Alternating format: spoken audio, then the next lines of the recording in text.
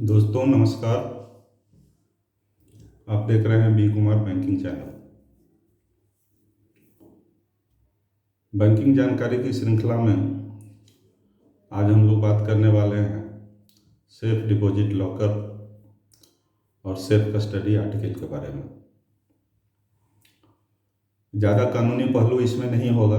व्यवहारिक कठिनाइयाँ जो लोगों के सामने आती है उस पर थोड़ा प्रकाश डालूंगा लॉकर प्राप्त करने में और लॉकर हैंडल करने में। सबसे पहले हम ये जानेंगे कि ये सेफ डिपॉजिट लॉकर है क्या। ये सेफ डिपॉजिट लॉकर वही है जिसको हम आम भाषा में लॉकर कहते हैं। ये क्या होता है, किसी भी बैंक के स्ट्रांग रूम में कुछ कैबिनेट रखे रहते हैं।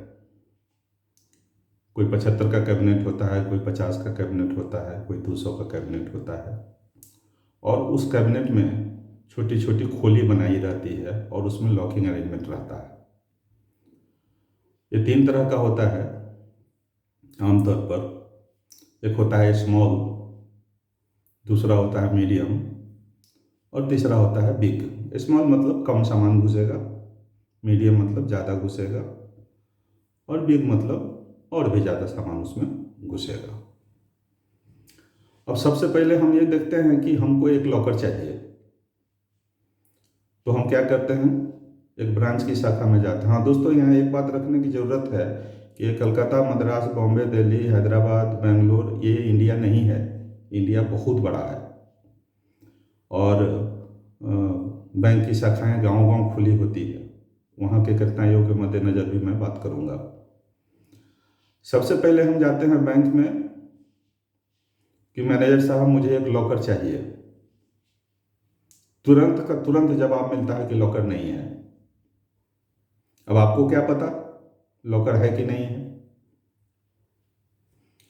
तो जो पुरानी शाखाएं हैं, बहुत पुरानी शाखा, उसमें हम ये मान सकते हैं कि सारा लॉकर भर गया होगा और लॉकर नॉर्मली एक बार लोग ले लेता है तो खाली नहीं होता है। कुछ ट्रांसफ़र वगैरह वाले लोग जो हैं वही बदली वगैरह होके जाते हैं तो खाली करते हैं, अदरवाइज खाली वो होता ही नहीं है। लेकिन जो उतनी पुरानी शाखा नहीं है, 10 साल, 15 साल या 5 साल की शाखा है और बोर्ड पर अवेलेबल है, लिखा हुआ कि लॉकर फैसिलिटी अवेलेबल, और वो कह देते हैं कि लॉकर नहीं है। लॉकर नहीं है कहने का उनका 2 कारण होता है। एक तो ये कि कौन इस काम में कब पड़ने जाए, काम बढ़ता है, प्रत्येक ब्रांच में स्टाफ का शॉर्टेज रहता ही रहता है, वो खुद परेशानी में रहते हैं कहाँ से एक प्रसाद मोल लिया जाए। एक तो ये रहता है। दूसरा उनका ये रहता है कि लॉकर हम वैसे आदमी को दें कि कम से कम कुछ डिपॉजिट वगैरह मिल जाए, क्योंकि प्रत्येक ब्रांच का डिपॉजिट का भी टारगेट रहता है, तो कम से कम इस जरिए भी कुछ डिपॉजिट मिल जाए। यहाँ हम आपको स्पष्ट कर देना चाहते हैं कि कोई भी शाखा, चाहे किसी बैंक की शाखा क्यों न हो, वो किसी भी व्यक्ति से जो लॉकर चाहता है किसी प्रकार के डिपॉजिट का कोई डिमांड नहीं कर सकता।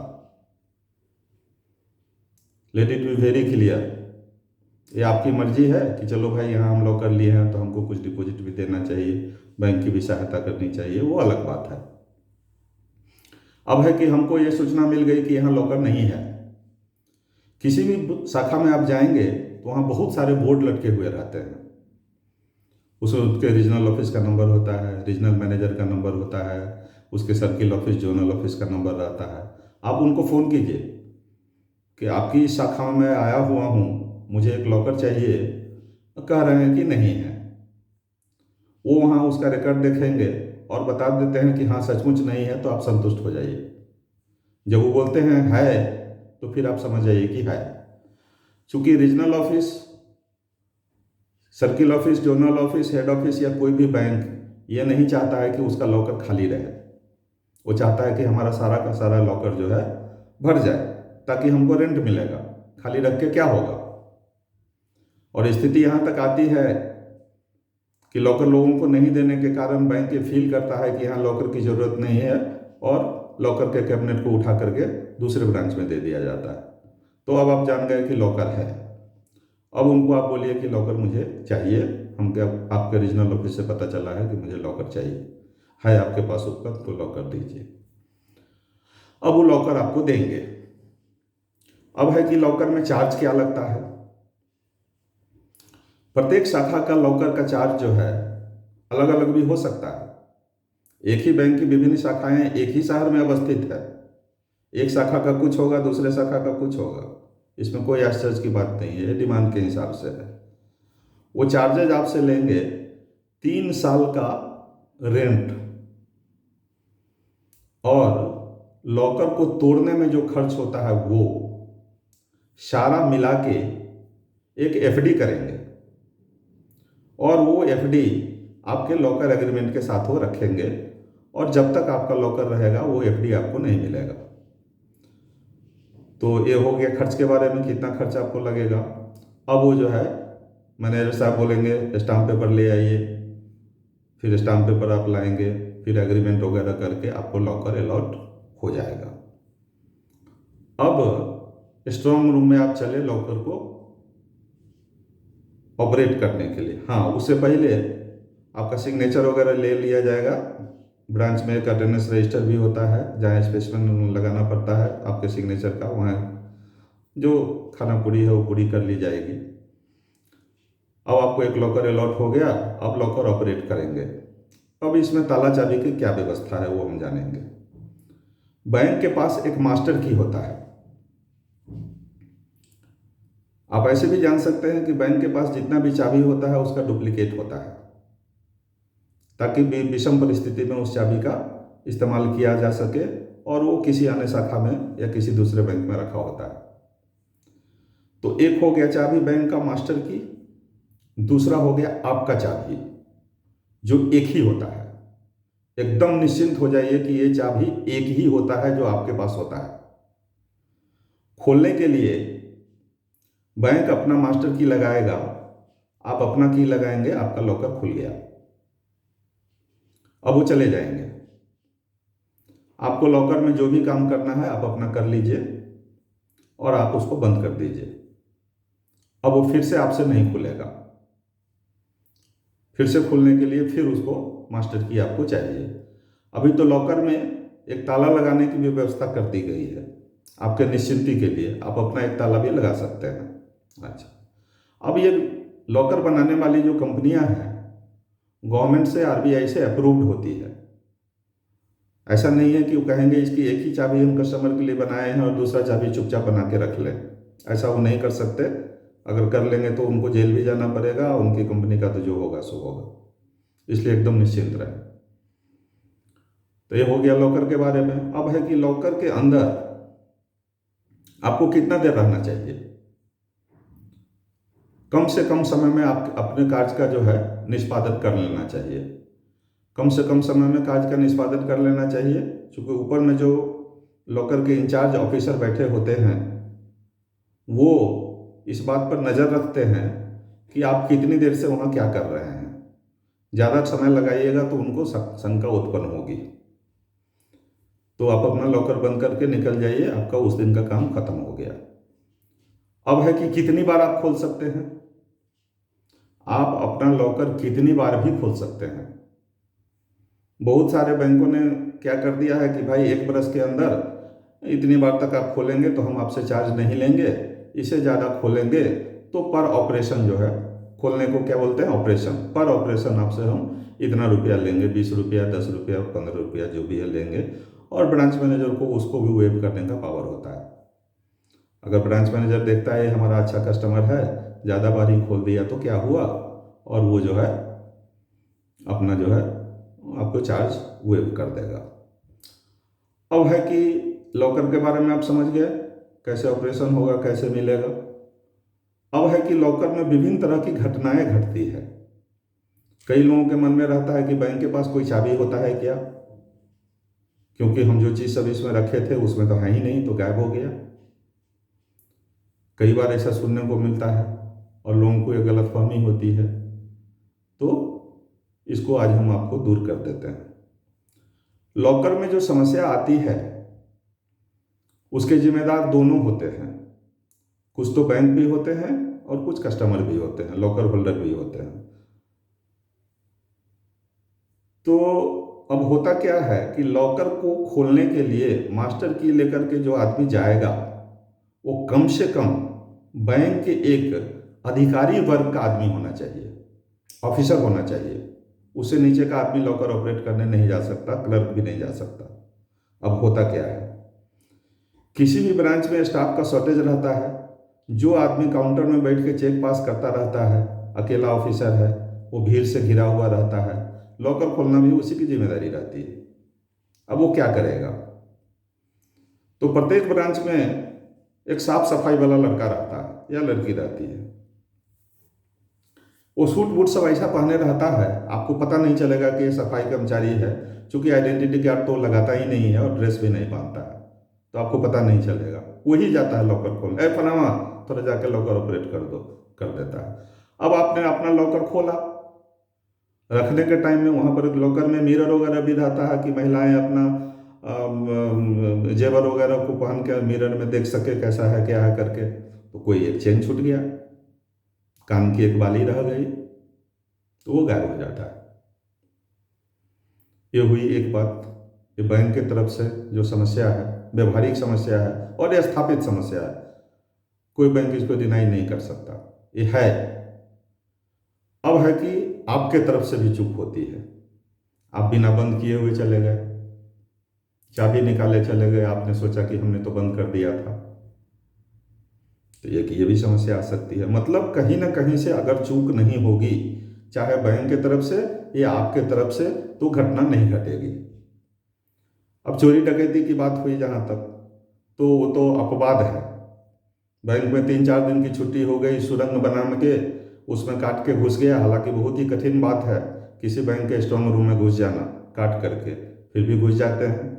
काट करके घुस भी जाएंगे, फिर लॉकर को खोलना वो भी उनके लिए बहुत कठिन बात है।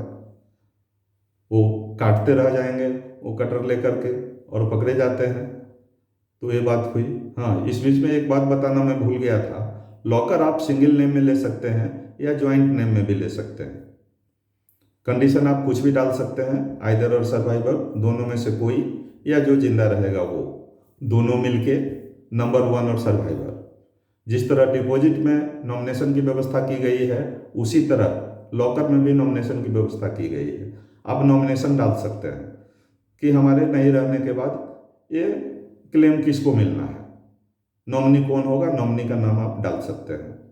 यहाँ एक बात ध्यान रखने की ज़रूरत है कि लॉकर जब ज्वाइंट नेम में होगा और ऑपरेशन ज्वाइंटली होगा, दोनों मिलके ही हम उसको ऑपरेट करेंगे, खोलेंगे, रखेंगे, तो इस केस में नॉमिनी 2 हो सकता है। बाकी केस में नॉमिनी सिर्फ 1 हो सकता है। अब है कि ये ज्वाइंट वाला केस में ज्वाइंट लॉकर होल्डर हैं और ऑपरेशन भी ज्वाइंटली है। मान लीजिए ए और बी है और ए और बी दोनों मिल करके लॉकर को खोलता है, बंद करता है, अपना सामान रखता है, ले जाता है। अगर इस ए और बी में से किसी एक की मौत हो जाती है तो क्लेम किसको सेटल होगा? बी और जो 2 नॉमिनी है वो, उसको मिला करके। यहाँ आपको मतलब आदमी जिंदा है, नॉमिनी का राइट कब एराइज होता है? हम लोग क्या जानते हैं कि नॉमिनी का राइट तभी एराइज होता है जब डिपॉजिटर या लॉकर होल्डर इस दुनिया में न रहे। लेकिन यहाँ 2 लॉकर होल्डर में एक तो है, सिर्फ एक का जो है देहांत हुआ है, तो क्लेम सेटल होगा किसके नाम में? ये जो जिंदा है वो और जो नॉमिनी 1 या 2 है उसके बीच में। ये हो गई लॉकर के बारे में। अब है कि चार्जेज, वो जो हम पहले चार्ज दिए थे वो तो चुपचाप रखा रहेगा। अब आप उसको भूल जाइए, उसके साथ वो लगा हुआ है, आपके एग्रीमेंट के साथ लग के रखा हुआ है और उस पर प्लेज नोट कर देता है बैंक अपना, वो आपके हाथ से निकल गया है और रिसीट भी आपसे ले लेता है। प्रत्येक वर्ष के शुरू में, वर्ष मतलब अप्रैल से मार्च, साल भर का रेंट आपको एक साथ ले लिया जाता है अप्रैल महीने में 1 तारीख 2 तारीख को, और पूरा साल वही चलता है। और आपके खाते में सफिशिएंट पैसा रहना चाहिए, क्योंकि आजकल सब कुछ ऑटोमेटेड है, कंप्यूटराइज है, कि उसको पैसा मिलता रहे। अगर लॉकर रेंट नहीं मिलता है तो बैंक फिर उस पर कार्रवाई करेगा। उसमें भी व्यवस्था है, 1 साल का ड्यूज हो गया तब क्या करना है, 2 साल का ड्यूज हो गया तो क्या करना है। और एक ऐसी भी परिस्थिति आएगी कि बैंक आपके लॉकर को तोड़ देगा, तोड़ने के बाद उस तोड़ने के समय में कौन कौन रहेगा? एक बैंक का अधिकारी इंचार्ज रहेगा, ज्वेल अप्रेजर रहेगा जो सोना चांदी का अप्रेज करता है कि इसका क्या वैल्यू है क्या है, और एक और विटनेस रहेगा कस्टमर में से कोई। तो उनके सामने में वो बन जाएगा इन्वेंट्री, और बैंक को जितना पैसा बाकी है एग्जैक्टली उतना ही पैसा के हिसाब से आपके सामान को बेचना है। ऐसा नहीं कि आपके पूरे सामान को बेच देना है। जितना पैसा आपका बाकी है उतना का सामान बेच लीजिए, आप अपना रेंट ले लीजिए, बाकी सामान को पैकेट बना के सेफ कस्टडी आर्टिकल में डालना है, जिसकी चर्चा हम लोग बात करेंगे। सेफ कस्टडी आर्टिकल में बैंक रख देगा, और वो लॉकर चूंकि टूट गया है अब उसमें दूसरा लॉक वगैरह लगेगा और किसी और को अलॉट किया जाएगा। तो ये हो गया रेंट के बारे में। टूटने के बारे में, अब टूटने की एक और परिस्थिति आ सकती है कि आपसे ही चाबी गुम हो गई हो। हमने पहले बता दिया कि उसकी दूसरी चाबी होती ही नहीं है जो आपके पास है। आपसे ही चाबी अगर गुम हो गई तो आप बैंक को रिक्वेस्ट कर सकते हैं कि मेरी चाबी गुम हो गई है, हमारा लॉकर का ब्रेक ओपन करवा दीजिए, तोड़ के हमको दूसरा ताला वगैरह लगवा के दे दीजिए। बैंक उस हिसाब से तोड़ने वाले के लिए व्यवस्था करेगा और उस दिन आपको बुलाएगा और तोड़ के आपका नया चाबी लगवा के आपको दे देगा। तो हम समझते हैं लॉकर के बारे में सारी बात हो गई। अब हम लोग आ जाएंगे सेफ कस्टडी आर्टिकल के बारे में। सेफ कस्टडी आर्टिकल जो है लॉकर से भिन्न है। लॉकर में क्या है, एक बक्सा हमको मिला हुआ है, उसमें हम रखते हैं, ले जाते हैं, बंद करते हैं, खोलते हैं। सेफ कस्टडी आर्टिकल में ऐसा कुछ नहीं है। आपका कोई बहुमूल्य कीमती सामान है जिसको आप पैकेट बना देते हैं, सील कर देते हैं, सील करने के बाद बैंक को देते हैं कि आप अपने पास हम रखिए, हमको जब ज़रूरत पड़ेगा तो हम इसको ले जाएंगे। तो बैंक उसके लिए आपको चार्ज लेता है और safe custody article, safe custody receipt जो है आपको इशू करके देता है कि आपका ये रिसीट रहा, जब आपको लेना होगा वो रिसीट को लेके आना पड़ेगा। ये हुआ सेफ कस्टडी आर्टिकल। इसका चार्जेज अलग है, लॉकर का चार्जेज अलग है। लॉकर नहीं मिलने की परिस्थिति में आप जरूर उनके रीजनल ऑफिस से या जोनल ऑफिस से और सर्किल ऑफिस से बात कीजिए, क्योंकि बैंक परेशान रहता है कि हमारा लॉकर खाली ना रहे, और शाखा में जाने पर हमको ये जवाब मिलता है कि लॉकर जो है ये है ही नहीं। अब है कि लॉकर खाली नहीं है, हमको इसी ब्रांच में लॉकर लेना है, तो ब्रांच को एक रजिस्टर मेंटेन करना है, एक डायरी मेंटेन करनी है जिसमें लिखना है कौन कौन आदमी एप्लीकेशन दे रहे हैं, और उसमें रिकॉर्ड करते चलना है। जब खाली होगा तो उसी हिसाब से उनको बुलाना है कि भाई लॉकर खाली हो गया है, आप अपना लॉकर ले लीजिए, और किसी प्रकार का डिपॉजिट का डिमांड वो नहीं कर सकते, जो हमने आपको पहले बताया है। तो लॉकर के बारे में आज इतनी ही बात है। बातें तो बहुत है लेकिन उतना संभव नहीं है, और सारा चीज़ अब कंप्यूटराइज है, कंप्यूटर से ही सारा काम होता है। रेंट भी वही डेबिट करता है, सब कुछ वही करता है।